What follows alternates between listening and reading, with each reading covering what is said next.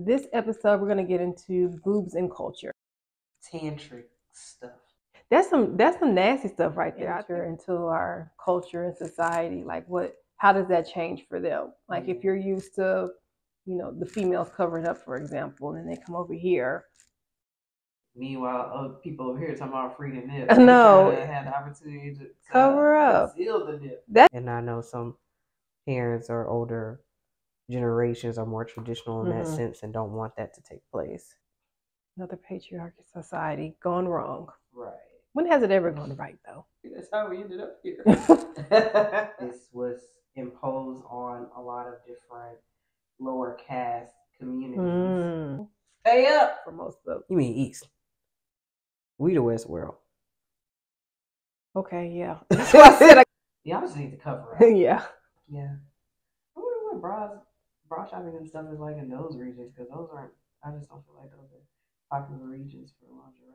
Or maybe it's has fur. Okay, shout out women. Yeah, and they had to experience what was called the breast tax in the past. So let me see that roll up on a receipt. Right. The extra tax for your breast. Maybe they think the women are going to hide something when they're covered up, and that's why they want them not to be covered up. I mean, is it a trap house? Stuff gets started at home. Let's talk about breasts. Let's talk about you and me. Let's talk about all the good things and all the bad things. Hello, and welcome back to BoobTube. This is episode 48, and we're excited to jump into yet another wonderful conversation. And this time we're bringing you, I'm sure, a topic that you're not probably even aware of or thinking about. This episode, we're going to get into boobs and culture and how that plays out around the world. But before we do that, we're going to head to the streets with BoobTube on the move.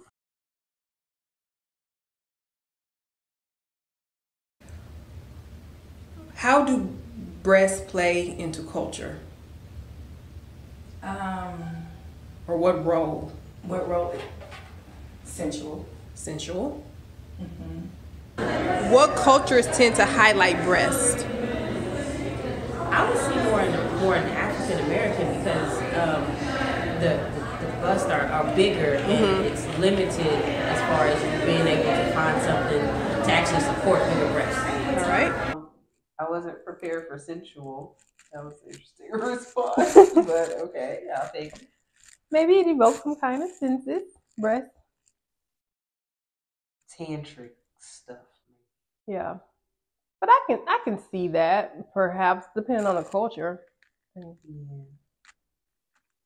Well, I think when I think of like tantric sex stuff, I think of like India or something. I feel like that's where maybe that's where it originated or somewhere in the region. I can see that. And the other lady? That she sees it maybe playing a more prominent role in African American culture. Oh, yeah. And from what I understood, she was saying like they have more of a tendency to be busty than others. Yeah. So, yeah, maybe that is what's high. Maybe that's how we ended up here.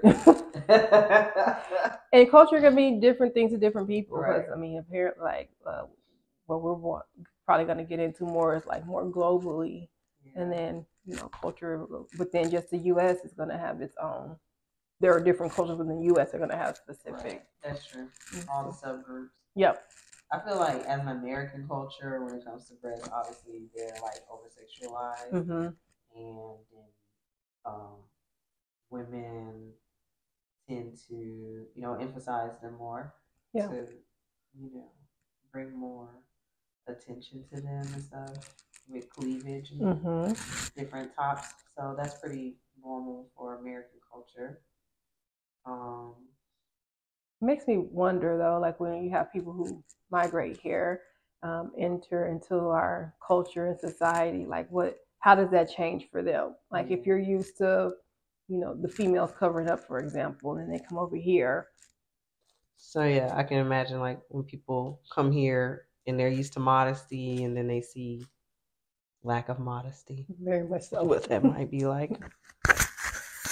And depending on like if they bring kids and then getting acclimated in the school, they're gonna see so much of a difference, and that's I'm pretty sure how stuff gets started at home. Yeah, because a lot of people like to preserve their culture and stuff like that, but then they come to America and they start to become Americanized and lose some of the culture. Sometimes, not all the time. So, and I know some parents or older generations are more traditional in that sense and don't want that to take place. Yeah, when I'm thinking a lot of the my courting is right, Western cultures, they're more they're covered up a lot more than women are for most of. You mean East? We the West world. Okay, yeah. That's why I said I got my coordinates. Yes, Eastern Hemisphere. No, we definitely not yeah. No. Yes, the Eastern Hemisphere. I'm getting this. Okay, yeah. It's usually like Western medicine that gets us in trouble. But anyway, so yeah, the Eastern Hemisphere is where we see a lot of the cultures of their women are covered up. Right. Then they get way over here, and a lot changes for them. And then when I think about other cultures and breasts and stuff, I feel like people always think about like in Africa because they've seen tribes and stuff. Excuse me, where women are more where they don't wear tops at all, so they're like, oh, saggy breasts or not, whatever. Like, oh, her breasts are out, and that could be a thing.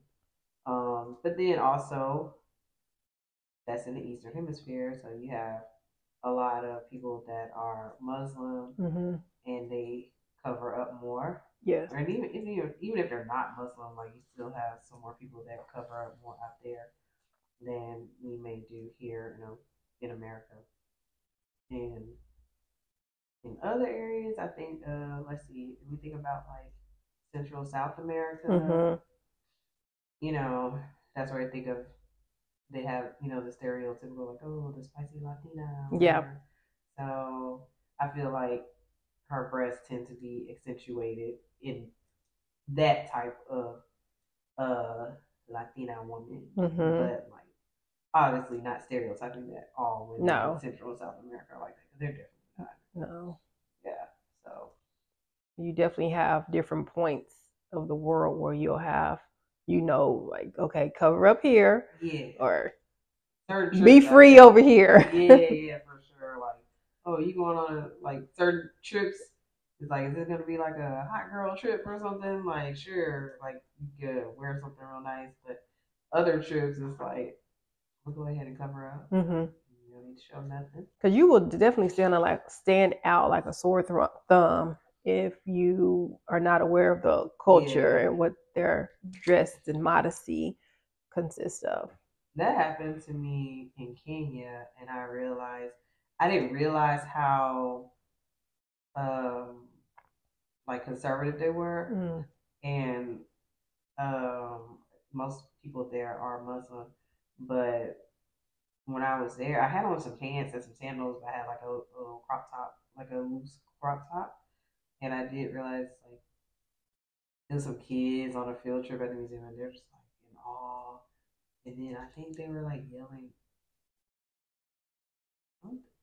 Did I say? Did they? I don't know if I made that up. I know they were yelling stuff off the bus. I don't know if they were saying like Beyonce and stuff. Maybe not, but I don't know. It was just something because they were like, I feel like they looked at us like celebrities or something. I'm like, no. And I asked the guy like, why is everyone looking at us like that? But he just said we just look different. Like our eyes were wider. I was like, okay. But I did realize, so when I went to Africa again, I was, I probably had like more just dresses and stuff. Okay. Stuff like that. Just to chill out. Yeah, definitely some cultural differences. When I think about other regions, the North and South Pole regions, I'm like, y'all just need to cover up. Yeah. Like, I don't know. I think of y'all in Eskimo coats. That's what you would need to wear. Yeah. I wonder what bra shopping and stuff is like in those regions, because those aren't, I just don't feel like those are popular regions for lingerie. It probably wouldn't be for lingerie, but I'm sure they have it and have access to it, but I just feel like it's not. Yes. Yeah. Maybe have a good diverse of styles. Yeah. there. I don't think so. A lot of fur. Maybe it has fur. Bras with the fur. Only place I can think of. I mean, I feel like Poland is pretty cold. I don't know about year round and everything, but they have bras. Yeah, they have. They rank high up there when it comes to bras. And the big breasts. Yeah. So maybe there. But one place we didn't really touch on in the East is Asia and Europe. Yeah. So Europe, I feel like, I don't know, is it gonna be more? I feel like it's gonna be the closest to America. I would think so. As, like similarity, but then you have some that are a little more. I don't know. When I also think of Europe, I think of like really dressed up sometimes, like blazers and overcoats. I think there's a good mix because I can even see maybe the cleavage showing. Yeah. There. Well, then you have places like Paris and burlesque and stuff is over there. So yeah, like I said, I feel like it's the closest to America. I do think even in that region, at least in Asia, like thinking of like maybe Chinese women, they're usually petite. And I remember coming across the post where a woman was naturally full bust, but she felt awkward about it just because that's not, something that's really represented within their cultures. Yeah, I can't say that I've met a really busty Asian woman before. Mm-hmm. Maybe just like a regular full bust, but not really busty. Yeah. I mean, like the lady said, that's why she thinks of African American culture. Like, because you can definitely point out some people, call out some people. Yeah. Who would fit that criteria. So in addition to what you found on the internet, I also found some posts talking about Asia and learned some stuff that I didn't know. Like there were certain women in India, a specific part that I'm gonna say the name, but I'm gonna butcher it. But it's Chinar Kerala. Go look it up. Yeah, so it's in Southwest India, I believe, and they had to experience what was called the breast tax in the past. So like they weren't able to cover their breast up, and if they were caught covering their breast up to the extent, then they had to undergo punishment, and some of it was like severe. Like they couldn't wear tops; they had to go around topless. That's what it said. That's crazy. I know. And you got beat for wanting to cover up yourself? Yeah, they said it was severely punished for covering their breasts. That patriarchy society. Yeah. They said they suffered for many years because of being in a men's society like that. But eventually they were able to revolt. Okay, shout out women. Yeah, apparently it wasn't intended to be. It started as a local protest, but then turned into a revolution. So, meanwhile, people over here talking about freedom nip. No, had the opportunity to cover up. Conceal the nip. That's just so ironic. Like this, the two extremes of. Yeah. But it goes into what society says and how I guess who call the shots. But it's like, how is it so bad that you decide like she needs to be beaten for covering her breasts? Maybe they think the women are going to hide something when they're covered up, and that's why they want them not to be covered up. I mean, is it a trap house? Where they if they beating you for covering up your breasts, ain't no telling what else they beating you for. So they might carry some razors. Right. I don't know. I'm just putting it out there. I don't know. But I'm glad that they were able to do that. Yeah, but I think that's really crazy that they had that. That would be a rules for punishment. Yes. So it was the Dalit women that were there that had to experience this, led to the Shinar revolt, and this was imposed on a lot of different lower caste communities. So it's sounding a little slavish, but what else is new? Yeah. They said once the little girls reached the threshold of age 14, they were forced to pay the state a certain amount of tax, which if they didn't adhere to, would be met with gruesome punishments. That's unfortunate. Yeah. At 14. Yeah. Well, I can say here in America, I can say we're blessed not to have to go through that. There are other places in the world where just women are completely yes. But wait till we revolt as a whole, okay? Because listen, don't forget that women were queens and goddesses and all of that historically, but the male ego, which is a very dangerous thing, decided to take over and deem everybody a witch and stuff like that. But that's a story for another day. But yeah, that's some extreme patriarchy right there. It is for sure. Yeah. So I'm glad that they stood up to them and got to cover themselves up and not pay the tax. Because what would it be like to imagine they came in with a breast tax? It wouldn't be the craziest thing for Texas, they do all sorts of stuff.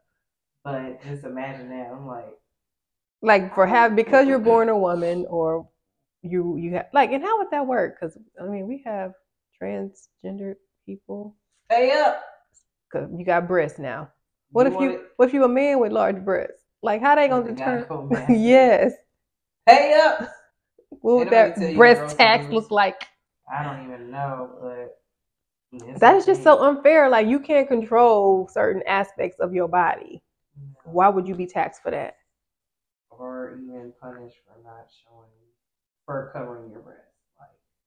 That's some nasty stuff right there. I think that's some pedophile stuff right there. Because you got young girls developing too, so you don't want these young girls to be covered up. That's a sick society. Something like that led to some girls hating their breasts, wanting to cut them off, trying to cut them off, stuff like that, just so that they didn't have to endure punishment like that, or maybe wishing that they were a boy. It's bizarre thinking about how, growing up, if you're around, I would not want to show my breasts to my daddy or my brothers, nobody close to me. All right, Dad, 14 now, I gotta walk around with my breasts out. That is just not weird. Right. And then, is your dad enforcing it? Is he the one beating you because you didn't? Right. Mm-hmm. It's weird, but we are coming from the other side of the world. Yeah. With different upbringing. We don't understand. At the end of the day, while we have our opinions about it, they obviously had similar opinions, and that's why they revolted. Yeah. So it's not the craziest thing. No, it's not. But it didn't focus on anything talking about rape or pedophilia, but we just can't X that out of it. Not living in America, because it's just you just see that all the time within America. Yeah. So you don't want to give any more cause for or reason for someone to act upon that. People are people. Flesh is flesh, all that. Mm-hmm. So you can't put nothing past nobody. Another thing that I read about had to do with breast cancer in a patriarchal society, which was also in Asia. Specifically, it talked about in Pakistan. Said that there were taboos over women's bodies. The taboos over women's bodies were primary factors behind late breast cancer diagnosis. So it said that that some women are taunted when they seek diagnosis and treatment. So basically, because of how their society is set up, it has caused issues for women who have breast cancer or just, I would imagine other breast health related issues, and they can't come forward to even seek treatment for it because of their society. That's awful. So you would rather these women live with the breast cancer than for them to seek treatment. Right. You're taunted just to seek treatment. And what is the taunt? Come on now, what? It's oh my gosh, you can't pull your breast out, or we can't talk about your breast. I don't know. Another patriarchal society gone wrong. Right. When has it ever gone right, though? I don't know, because men be thinking, anyway. When has it gone right? I don't know. I guess we're going to see, because right now we're in more of a patriarchal age, and who knows what the future holds. Yeah. Women might, revolt like they did in India. It reminds me of Woman King. Oh, yeah. That was some real stuff. Yeah. That was good. That was a good movie, too. But, yeah. They were cold. Killing the men left and right. They didn't know what to do. Yep. Got their blood handed to them by a woman. I don't know how to act. Most of them died after that, so they didn't really have to face it that much. So that was good. That was different. But yeah, the culture speaks, and some of it ain't pretty. A lot of it ain't pretty. Nope. But this is the world we live in. You gotta respect that different cultures do things differently. Yeah. Doesn't mean it's always right. No. Sometimes people across the world be like, "Listen, what you're doing over there is not right." Oh yeah, I'm pretty sure they can point the finger at a lot of things over here. Yeah, we point fingers over there, and it's just everybody playing a finger pointing game. So here we are. But some things, hit differently. So absolutely. Again, I'm glad they revolted. I'm glad this was something like you said, something you never thought of. I never thought about like, oh, what is it like for? I never thought about breast tags. No, absolutely not. And I never thought of what. Let me see that roll up on a receipt. Right. The extra tax for your breast. I'm sorry, what? Well, they kind of do that. They were doing that because they were trying to get something passed where the women are not taxed for the menstruation. There was some people. They were trying to get something where that wouldn't be taxed. So I wonder if I don't know. I wouldn't be like you said. It's Texas too, but right. We'll see what the future holds. Yeah, I enjoyed the information. Yeah, because it says things you just never think about. While breasts can be taboo in other cultures and be taxed in other cultures, amongst other things, we do want to talk about ways that maybe it's not so taboo. So that's definitely what we're going to focus on in our next episode. We hope that you enjoyed this information today and go look it up if you want to learn some more about it and see what breasts are like in other cultures, because you got to open your mind up to other parts of the world. So be sure to look into some of this information if you're interested, or just take this information and share it with someone. It's very interesting.